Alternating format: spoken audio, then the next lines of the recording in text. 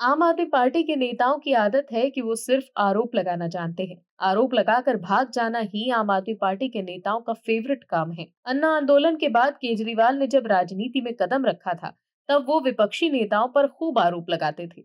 उनके खिलाफ सबूत लेकर घूमते थे और दावा करते थे कि उनके पास सभी विपक्षी नेताओं के खिलाफ सबूत है कि किस तरह से नेता कितना भ्रष्टाचार करते हैं। उनके पास सबका लेखा जोखा है। लेकिन चुनाव के बाद केजरीवाल ने यू टर्न लेकर कांग्रेस से हाथ मिला लिया और कांग्रेस के समर्थन से सीएम भी बन गए। उसके बाद फिर कहा कि अब वो कांग्रेस के साथ कभी नहीं जाएंगे, लेकिन 2024 के लोकसभा चुनाव से पहले फिर केजरीवाल ने कांग्रेस और उन तमाम विपक्षी पार्टियों से हाथ मिला लिया जिसे वो कभी भ्रष्ट कहा करते थे। वहीं अब आम आदमी पार्टी सांसद संजय सिंह भी वही काम कर रहे हैं। लेकिन इस खबर में हम आपको बताएंगे कि कैसे आम आदमी पार्टी के लिए कुछ भी बोलना मुश्किल हो गया है। क्या है पूरी खबर, चलिए बताते हैं आपको। दर्शकों, दिल्ली में बीजेपी की सरकार बनने के बाद सीएम रेखा गुप्ता ने जो कैग रिपोर्ट विधानसभा में पेश की, उसमें कई खुलासे हुए, जिससे आम आदमी पार्टी की पोल खुल गई।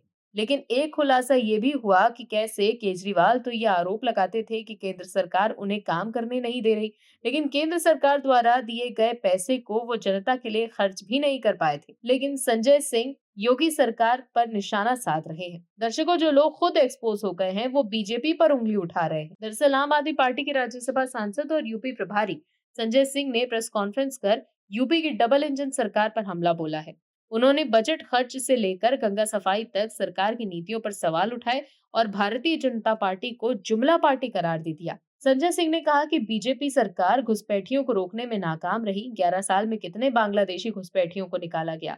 वीआईपी लोगों को गंगा में नहाने के दौरान बेवजह भीड़ बढ़ाने से बचना चाहिए था। संजय सिंह ने दावा किया कि सरकार बजट का दावा करती है, लेकिन उसे खर्च ही नहीं कर पाती। उन्होंने आंकड़ों के साथ सरकार की नाकामी बताई।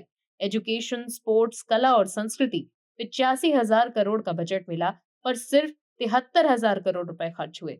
हेल्थ 59% कम बजट खर्च किया गया। एससी, एसटी, ओबीसी और अल्पसंख्यक कल्याण 6,085 करोड़ का बजट था, लेकिन सिर्फ 4,327 करोड़ रुपए खर्च हुए।